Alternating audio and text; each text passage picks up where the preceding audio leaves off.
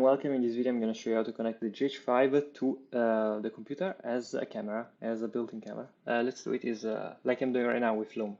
Okay, so this is me with the GH5. Go to the website, link in the description below, then select the model you have, insert the code, you can find it in this picture here, click on download, install it, and just you click next.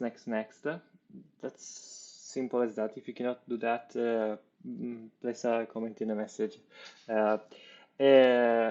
And then that's it basically. If you can go, for example, to Zoom or to any tool, and it's gonna be like accepted as a camera. You can restart if you really need, but if I go to settings now in Zoom, for example, I can go in video, and you see Lumix Webcam software.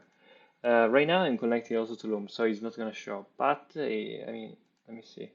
Maybe if I don't ask too much of the bandwidth, yeah. But anyway, I mean, it's gonna work. Trust me, because I'm using it already with Loom, so that's a little complicated. I mean, thank you. See you in the next one. If you have any question in the